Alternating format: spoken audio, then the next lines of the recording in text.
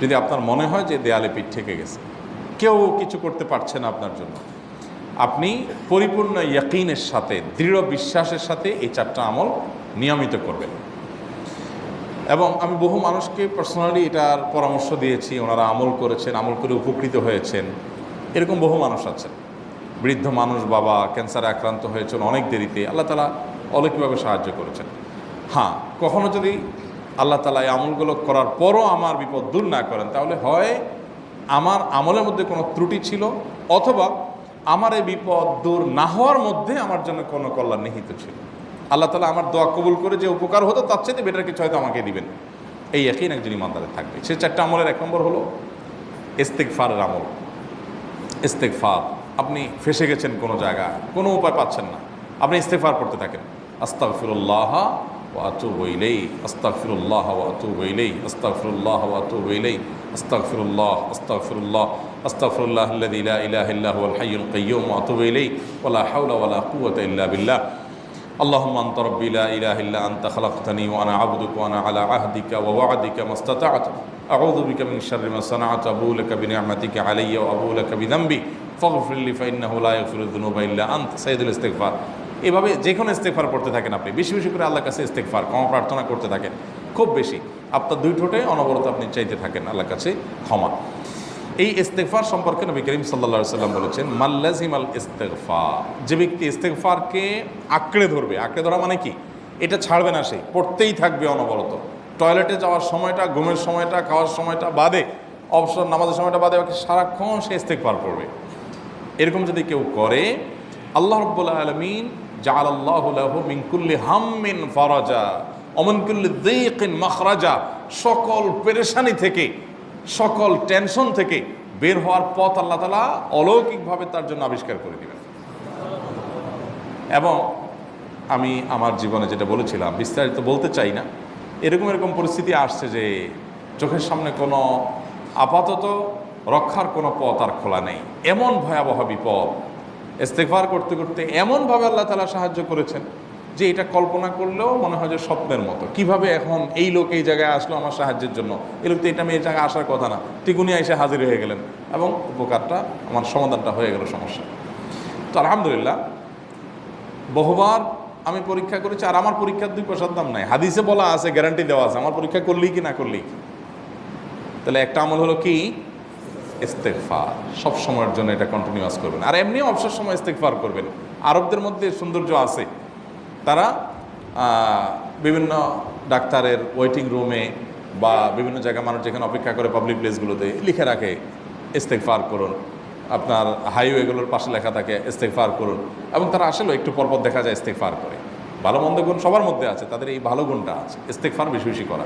আমরা ইস্তেগফার সচরাচর এইভাবে অনবরত অবসর সময় করার অভ্যাস অনেকের মধ্যেই নাই। আমরা এটা চালু করবো ইনশাআল্লাহ। বিশেষ করে যখন কোনো সমস্যা হবে, তখন ইস্তেগফার চলতে থাকবে মুখে অনবরত। ধীরে ধীরে মহব্বতের সাথে নিজেকে, নিজের পাপ অপরাধগুলোর কথা স্মরণ করে আল্লাহর কাছে মাফ চাইতে থাকবো, পেরেশানি দূর হবে ইনশাআল্লাহ। 1 নাম্বার 2, দুরুদ। নবী করিম সাল্লাল্লাহু আলাইহি সাল্লামের প্রতি দুরুদ পাঠ করা, এটা যদি আপনি নিয়মিত করতে থাকেন মহব্বতের সাথে, আল্লাহুম্মা সাল্লি আলা মুহাম্মদ ওয়া আলা আলি মুহাম্মদ কামা সাল্লাইতা আলা ইব্রাহিম ওয়া আলা আলি ইব্রাহিম ইন্নাকা হামিদুম মাজিদ, আল্লাহুম্মা বারিক আলা মুহাম্মদ ওয়া আলা আলি মুহাম্মদ কামা বারাকতা আলা ইব্রাহিম ওয়া আলা আলি ইব্রাহিম ইন্নাকা হামিদুম মাজিদ। আপনি একবার ছোট দুরূদ যদি পড়েন, সাল্লাল্লাহু আলাইহি ওয়াসাল্লাম, সাল্লাল্লাহু আলাইহি ওয়াসাল্লাম, আল্লাহুম্মা সাল্লি আলা মুহাম্মদ ওয়া আলা আলি মুহাম্মদ, শুধু এইটুকু পড়েন। জাযাল্লাহু আন্না মুহাম্মাদাম মা হুয়া আহলু, শুধু এইটুকু পড়েন। আপনি এভাবে যেই কোনো দুরূদ নবী করিম সাল্লাল্লাহু আলাইহি ওয়াসাল্লামের প্রতি যদি পড়েন এবং পড়তে থাকেন অনবরত, ইস্তেগফারের পাশাপাশি দুরূদের ক্ষেত্রে নবী করিম সাল্লাল্লাহু আলাইহি ওয়াসাল্লাম বলেছেন যে এইটা তোমার জন্য যথেষ্ট হয়ে যাবে। তুমি যদি আল্লাহর কাছে আর কোনো দোয়া করতে না পারো, শুধু দুরূদটা পড়ো, তোমার সব পেয়ে যাবে, কিচ্ছু লাগবে না। এক সাহাবী বলছেন, রাসূলুল্লাহ, আমার দোয়ার মধ্যে দুরূদ কত % রাখবো? আমি তো আমার অনেক কিছু আল্লাহর কাছে চাইবো, দুরূদ মানে তো নবীজির জন্য দোয়া, মানে আমার জন্য তো আমি দোয়া করবো, আপনার জন্য দোয়া কত % করবো? 1/3, 1/4, তারপরে হাফ, এবার বিভিন্ন পার্সেন্টেজ বলছিলেন তিনি। নবী করিম সাল্লাল্লাহু আলাইহি ওয়াসাল্লাম বলেছেন যে হ্যাঁ, এর বেশি করতে পারলে আরও ভালো, আরও ভালো। তো ভদ্রলোক এর বেশি, ওই সাহাবী রাদিয়াল্লাহু তাআলা আনহু, তিনি এর বেশি বাড়াতে একটা পর্যায়ে বলছেন যে আমি সব দোয়া আপনার জন্য করি। নবী করিম সাল্লাল্লাহু আলাইহি ওয়াসাল্লাম বলেছেন, তাহলে তোমার আর কোনো দোয়াই করতে হবে না, এর মধ্যে সব দোয়া চলে আসবে। কারণ আপনি যদি বলেন আল্লাহ আপনার নবীর প্রতি আপনি রহমত নাজিল করেন, আপনার নবীর প্রতি আপনি শান্তি নাজিল করেন, আপনি যেটা দোয়া করেন, তো আল্লাহকে আল্লাহর নবীর প্রতি আপনি রহমত নাজিল করতে বললে আল্লাহ তাআলা আপনার প্রতি রহমত নাজিল করবেন কি করবেন না? আপনি কাউকে খুশি করতে চান, কার কাছ থেকে কিছু আদায় করতে চান, তার ছেলেটারে যদি হাদিয়া তোহফা দেন, আদর যত্ন করেন, তো বাই ডিফল্ট অটোমেটিকলি ওই লোকের সিম্পেথি আপনার দিকে আসবে কি আসবে না? চোখ বন্ধ করে আসবে। তো আল্লাহর নবীর জন্য যখন আপনি দোয়া করবেন তখন আল্লাহ তাআলা আপনার প্রতি রহমত নাজিল করবেনই, এটা নবী সাল্লাল্লাহু আলাইহি ওয়াসাল্লামের ওয়াদা।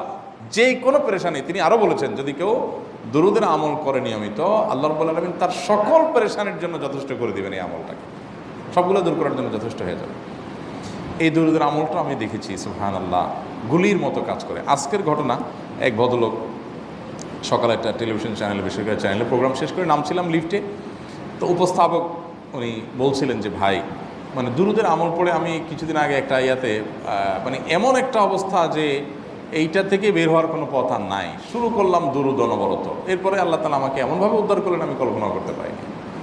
আলহামদুলিল্লাহ এই আমলগুলো করে অনেক ভাইরা আমাকে অভিজ্ঞতা জানাইছেন যে আলহামদুলিল্লাহ তাদের অভিজ্ঞতা হলো কি। হ্যাঁ, ওই যে বললাম কখনো যদি আল্লাহ তাআলা আপনার দোয়া কবুল না করেন তাহলে হয় আমার ত্রুটি আছে, আর না হলে এই দোয়াতে সমাধান হবেই হবে, সে বিশ্বাস থাকতে হবে।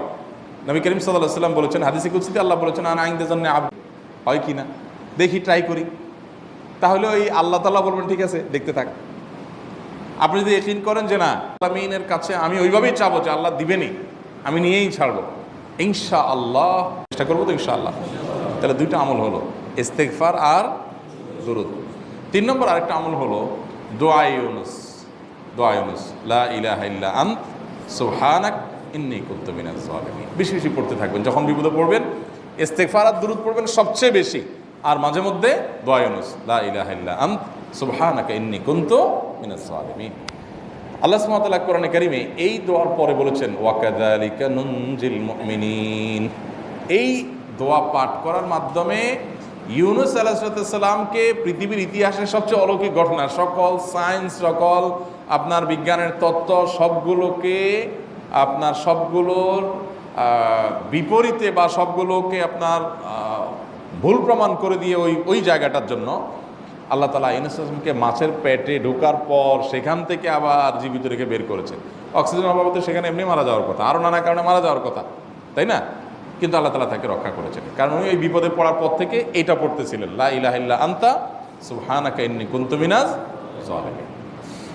তো আল্লাহ তাআলা কোরআনে বলেছেন এটা ইউনুস, তার নবী ইউনুস আলাইহিস সালামকে আল্লাহ তাআলা এর দ্বারার মাধ্যমে রক্ষা করেছেন, সেটা তার জন্য খাস না, এটা তার জন্য স্পেশাল না, বরং আল্লাহ বলেছেন ওয়াকাযালিকা নুনজিল মুমিনিন, এটা দিয়ে আমি তাকে রক্ষা করেছি, একইভাবে ঈমানদারদেরকেও এইটার মাধ্যমে রক্ষা করব।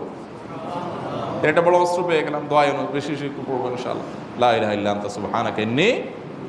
আমার দেশে আবার দেখা যায় বিপদ হয়ে গেলে তখন হুজুর ভাড়া করে পড়বেন ভাই, হুজুরদের কাছে দোয়া চান সমস্যা নাই, আর হুজুরদেরকে করতে থাকবেন।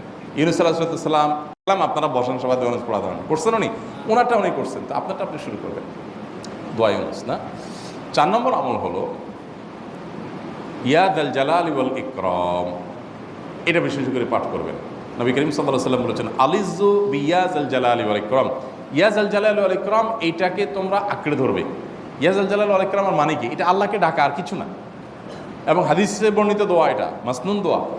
ইয়া যাল জালালি ওয়াল ইকরাম মানে হে মহা ক্ষমতার অধিকারী, প্রতাপশালী এবং সম্মানের মালিক, এটা বলার মানে হলো আল্লাহর কাছে নিবেদন করা, যেহেতু আপনার প্রতাপ আছে, আপনার জালাল আছে, আপনার বড়ত্ব আছে, হে বড়ত্বের অধিকারী এবং হে সম্মানের অধিকারী, আপনার যেহেতু আল্লাহ তাআলা এটা, আপনার যদি এটা আছে, অতএব হে আল্লাহ আপনি আমাকে এটা দান করুন, আপনার সেখান থেকে আমার প্রতি রহম করুন, আপনার সেখান থেকে আমাকে, আপনার বড়ত্ব থেকে আমাকে আপনি হেফাজত করুন, আপনার একরাম থেকে আমাকে আপনি আপনি আমাকে রহম করুন। তো সেই দোয়া আল্লাহ তাআলার কাছে নিবেদন করতে পারি, ইয়া যাল জালালি ওয়াল ইকরাম।